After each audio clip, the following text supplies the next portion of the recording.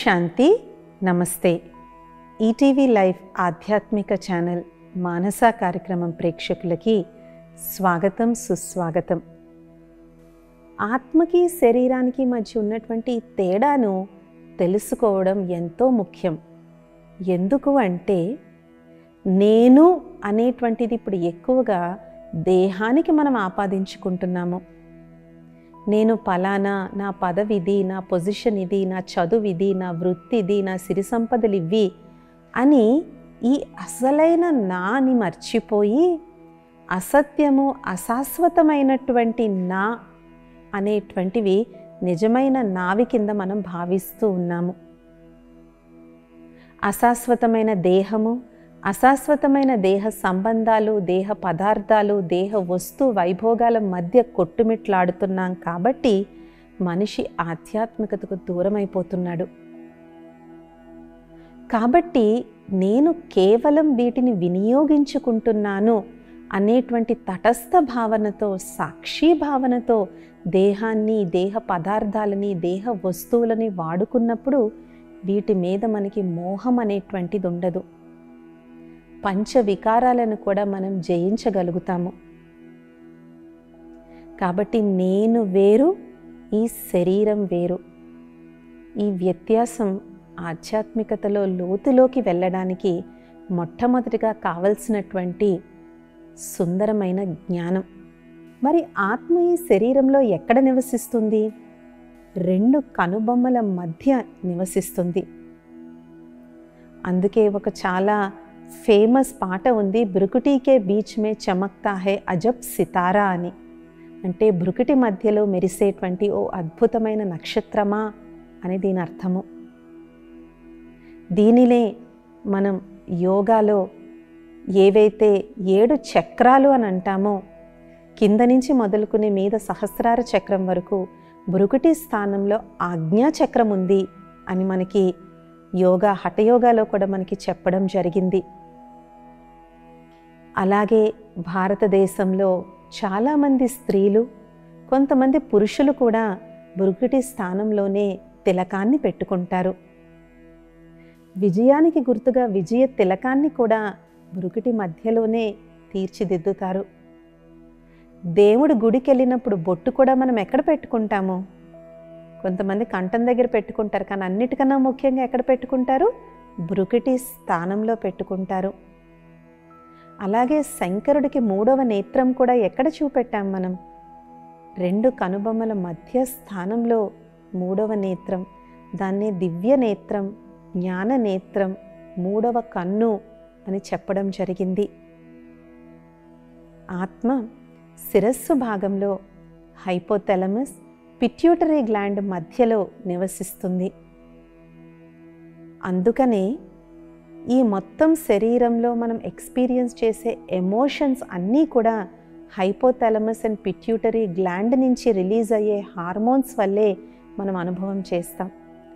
ఆకలి అవ్వినా, కడుపు నిండిపోయినట్టు అనిపించినా, సంతానోత్పత్తికి కావలసినటువంటి క్రియ అయినా సరే, లేకపోయినట్లయితే కోపమైనా, ప్రేమ అయినా, ఆనందమైనా, దుఃఖమైనా, శాంతి అయినా, ఈ హార్మోన్స్, ఈ ఎండార్ఫిన్స్ ఇవన్నీ ఏవైతే ఉంటాయో ఇవన్నీ కూడా బేసిక్లీ ఇట్స్ హార్మోన్స్.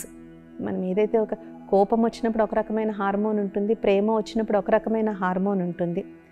అందుకే ఈ బాడీని పెద్ద కెమికల్ ఫ్యాక్టరీ అని కూడా అంటారు డాక్టర్స్. ఈ హార్మోన్స్ అన్నీ ఎక్కడి నుంచి సెక్రీట్ అవుతాయి?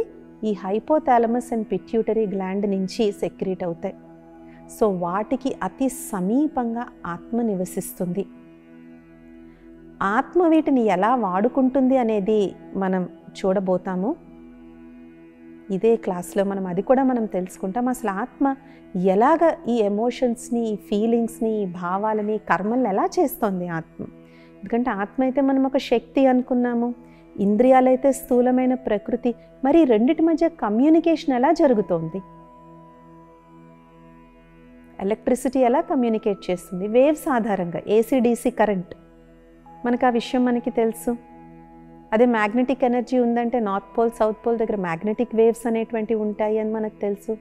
లైట్కి కూడా వేవ్స్ ఉంటాయని మనకు తెలుసు. లైట్ ఎనర్జీ అన్నిటికన్నా ఫాస్ట్గా ట్రావెల్ చేస్తుంది.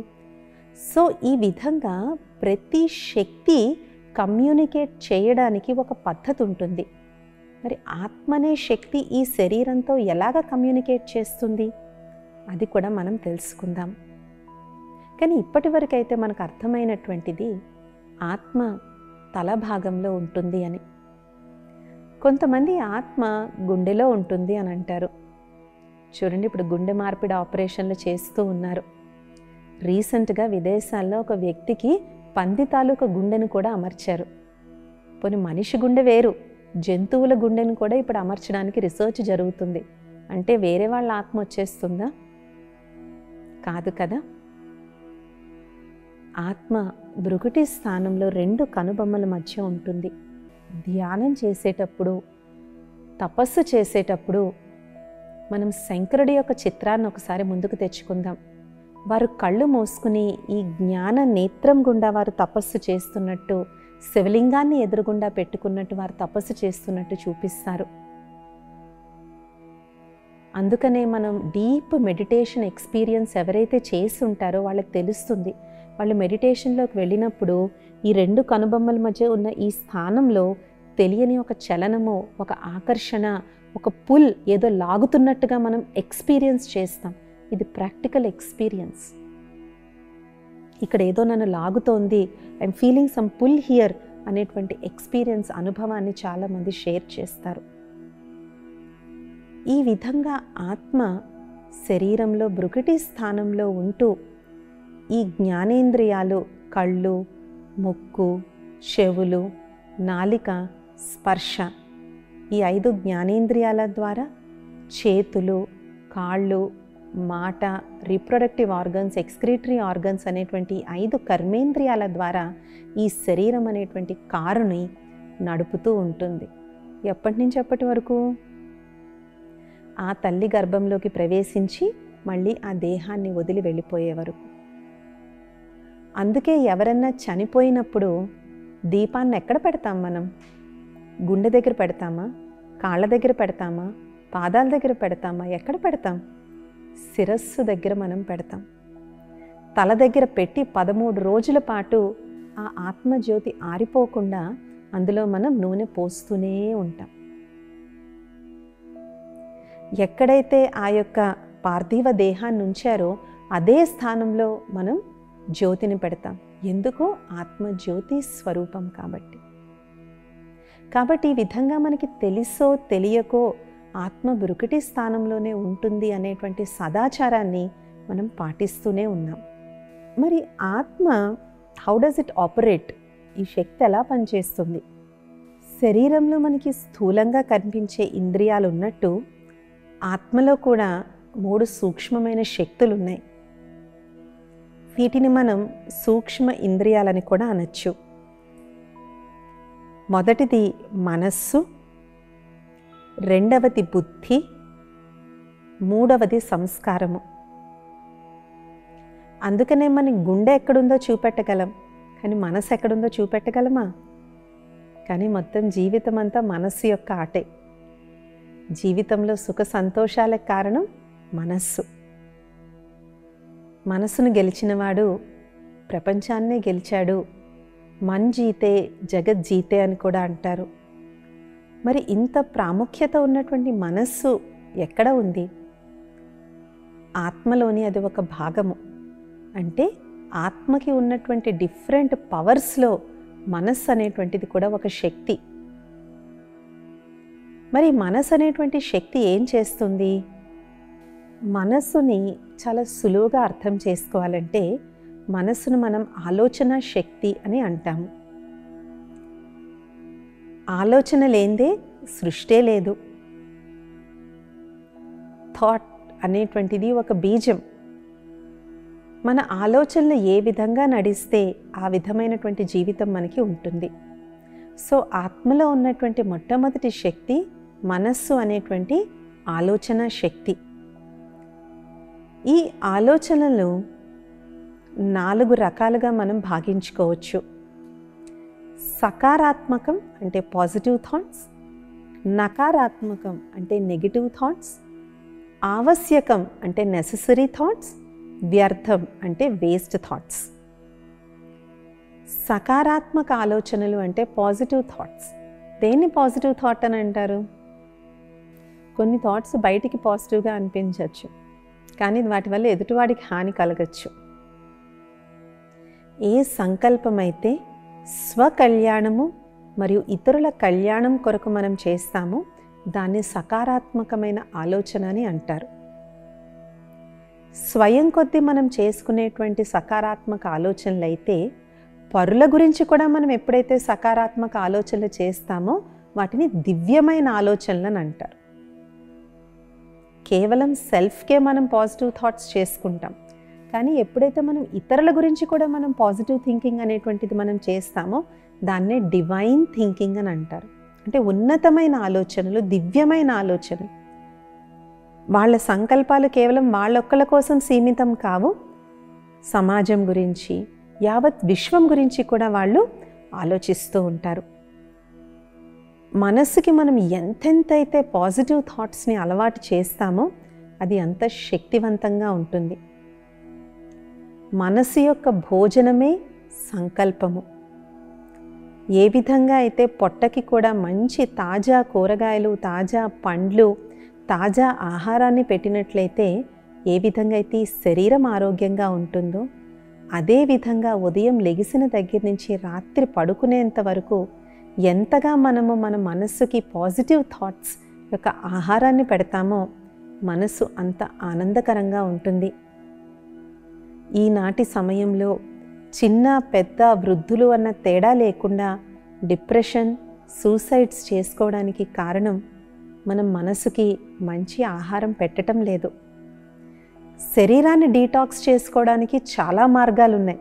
ఉదయాన్నే లేసి ఆనపకాయ జ్యూస్ తాగుతారు కొంతమంది, గుమ్మడికాయ జ్యూస్ తాగుతారు, తేనె నిమ్మకాయ తాగుతారు, డీటాక్స్ డ్రింక్స్ అని శరీరంలో ఉన్న విష పదార్థాలని బయటికి పంపించేయడానికి మనిషి ఎంతో ప్రాకులాడుతున్నాడు.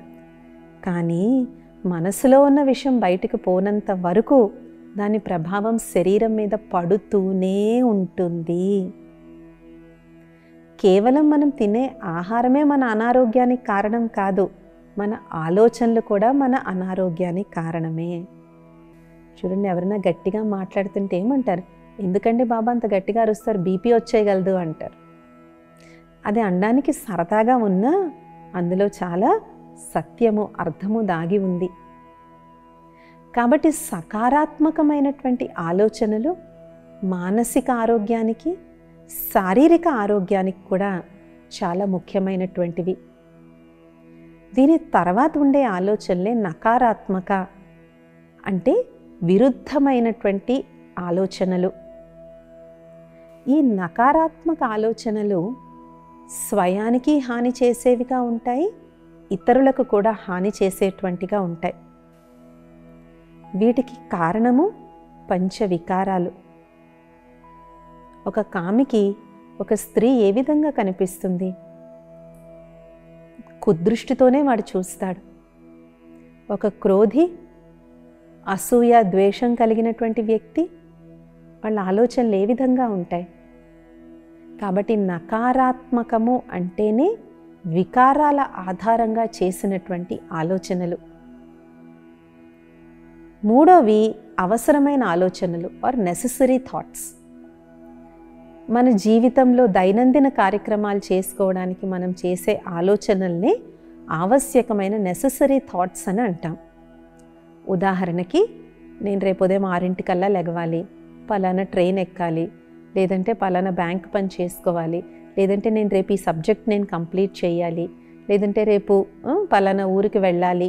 ఇలాగా whatever thoughts we do for our daily existence, అంటే మన నిత్య జీవితం గడపడం కోసం మనం చేసేటువంటి ఆలోచనలు, ఏం వంట చేయాలి, కూరగాయలు ఎప్పుడు తెచ్చుకోవాలి, ఇలాంటివన్నీ, right, these are called necessary, అంటే ఆవశ్యకమైనటువంటి ఆలోచనలు. నాలుగవది, ఎక్కువ శాతం మనలో నడిచేటువంటి ఆలోచనలే వేస్ట్ థాట్స్, వ్యర్థమైన ఆలోచనలు. వీళ్ళు ఇప్పుడెందుకు వచ్చారు, నిన్న అప్పుడు వచ్చిన వాళ్ళు ఇప్పుడు వచ్చారేంటి, ఈ పాటికల్లా ఎందుకు రాలేదు, వాళ్ళకో టీవీ ఉండగా ఇంకో టీవీ ఎందుకు కొనుక్కున్నారు, మనకి ఇది ఎప్పుడు వస్తుంది, ఇలాగ పనికిరాని విషయాల గురించి ఆలోచించడం. ఇంకోటి గతాన్ని తవ్వుకుంటూ అదే పదే పదే నెమరు వేసుకోవడం. 10 ఏళ్ల క్రితం మా ఆయన నీ మాట అన్నాడు, 5 ఏళ్ల క్రితం మా ఆవిడ ఇలా చేసింది. ఇలాగా గతం యొక్క విషయాలను తలుచుకోవడం కూడా వ్యర్థమే. ఆ వ్యర్థం కాస్త నకారాత్మకతలోకి వెళ్ళే ప్రమాదం కూడా ఉంటుంది. అందుకని ఇంగ్లీష్లో చాలా మంచి సామెత ఉంటుంది, a stitch in time saves 9. అంటే చిరిగిపోయిన బట్టకి చిరిగిపోయిన వెంటనే కుట్టు వేస్తే ఒక కుట్టుతో సరిపోతుందంట, దాన్ని వదిలేసే తర్వాత 9 కుట్లు వేయాల్సి వస్తుంది అనేసి. వ్యర్థం అనేటువంటిది మొదలైనప్పుడే దాని తల ఖండించినట్లయితే తర్వాత అది మళ్ళీ 9 వ్యర్థ ఆలోచనలు చేసేందుకు నివారించుకోవచ్చు మనం. లేదంటే ఆ ఒక వ్యర్థ ఆలోచన తర్వాత 10 వ్యర్థ ఆలోచనలకి బీజం కింద తయారవుతుంది. ఇంకో రకమైన వ్యర్థ ఆలోచనలు భవిష్యత్తు యొక్క ఆందోళన. ఎక్కడో ఏదో జరుగుద్ది, మనకి అదే జరిగిపోతుందని భయం, పానిక్. ఈ ఆందోళన చెందడం వల్ల కూడా వర్తమానంలో మనకున్నటువంటి ఆనందాన్ని మనం కోల్పోతాం. కొంతమంది ఇప్పుడు వ్యర్థం ఎక్కువేం జరుగుతుంది, యూట్యూబ్లో, ఫేస్బుక్లో, సోషల్ మీడియాలో, టీవీలో చూసినటువంటి విషయాల గురించి ఆలోచించరు. అది మనకు అవసరమా? మనం ఏమైనా చేయగలమా? మనం చేసి మనం కాంట్రిబ్యూట్ చేయగలిగినటువంటివి సొసైటీలో మన చుట్టూ చాలా ఉన్నాయి. జస్ట్ అలా న్యూస్ విని దాని మీద కామెంటేటర్ అయిపోతాం, అందరము కామెంటేటర్సే. అది కూడా ఇప్పుడు కాలంలో ఉన్నటువంటి అతి పెద్ద వ్యర్థం. కాబట్టి ఇప్పుడు మనం ఒక్క సెకండ్ మన కళ్ళు మూసుకొని గడిచిన 1 గంటలో నేను ఎన్ని సకారాత్మక పాజిటివ్ థాట్స్ చేశాను, ఎన్ని నకారాత్మక నెగిటివ్ థాట్స్ చేశాను, ఎన్ని అవసరమైన నెసెసరీ థాట్స్ చేశాను, ఎన్ని వేస్ట్ వ్యర్థమైన ఆలోచనలు చేశాను. ఈ 4గిట్లో దేని శాతం ఎక్కువ ఉంది? అది ఎవరికి వాళ్ళే చెక్ చేసుకోవాలి. కానీ మెడిటేషన్లో మన ప్రయత్నం ఏముంటుంది అంటే పాజిటివ్ థాట్స్ని ఎక్కువగా చేసి మిగిలిన 3ని తగ్గించుకోవాలి. ఇది మెడిటేషన్ యొక్క గమ్యం, ఇది మెడిటేషన్ యొక్క గోల్. మరి ఈ ఆలోచనలు ముఖ్యంగా 3 ఆధారాలతో వస్తాయి. ఒకటి ఇంద్రియ ప్రభావం, అంటే ఇంద్రియ ఆకర్షణ వల్ల, కళ్ళు ఆకర్షితం అవడం వల్ల, చేతులు అంటే స్పర్శ ఆకర్షితం అవడం వల్ల, ఏదో వినడం వల్ల, ఏదో తినాలి అనిపించడం వల్ల, ఈవేళ ఇంద్రియ రసం వల్ల మనకి చాలా ఆలోచనలు వస్తూ ఉంటాయి. అండ్ జనరల్గా ఇంద్రియ రసం వల్ల వచ్చేటువంటి ఆలోచనలు లేకపోతే నెగిటివ్ ఉంటాయి, లేదంటే వేస్ట్ అనేటువంటివి ఉంటాయి. 2వ రకమైనటువంటి ఆలోచనలు మనకున్న నమ్మకాల వల్ల వస్తాయి. అంటే బయాస్లు అంటారు, అంటే ప్రీకన్సీవ్డ్ నోషన్స్. మనకి జరిగినటువంటి పురాతన అనుభవాలు, మనకి జరిగినటువంటి ఎక్స్పీరియన్సెస్ ఏవైతే ఉన్నాయో అవి కూడా మన ఆలోచన విధానాన్ని చాలా ప్రభావితం చేస్తాయి. 3వది క్రియేటివ్గా, అంటే మనం కూర్చుని క్రియేట్ చేసుకునేటువంటి ఆలోచనలు కూడా ఉంటాయి అన్నమాట. సో ఈ విధంగా ఇంద్రియ ప్రభావం వల్ల మనం క్రియేట్ చేసుకున్న, లేదంటే మనకున్న మెమరీస్, మన సబ్కాన్షియస్ మైండ్లో మనకున్న మెమరీస్ ఆధారంగా మనస్సు ఆలోచనలు అనేటువంటివి చేస్తుంది. కాబట్టి ఆత్మలో ఉన్నటువంటి మొట్టమొదటి సూక్ష్మ శక్తి మనస్సు, ఆలోచన శక్తి. అందుకే ఆలోచనే మనస్సే అన్నిటికీ మూలం అనేటువంటిది చెప్పడం జరుగుతుంది. ఆత్మలో ఉన్నటువంటి మిగిలిన ఇంద్రియాలు, బుద్ధి, సంస్కారము, అవి మన జీవితాన్ని ఎలా ప్రభావితం చేస్తాయి, అలాగే ఆత్మ అసలు ఎక్కడి నుంచి వచ్చింది, ఎక్కడికి వెళ్ళాలి, ఈ జనన మరణ రహస్యం ఏంటి, ఇలాంటి ఇంకా ఎన్నో అద్భుతమైన ఆత్మజ్ఞానానికి సంబంధించిన విషయాలను వచ్చే మానస ఎపిసోడ్స్లో మనం తెలుసుకుందాం. ఓం శాంతి, నమస్తే.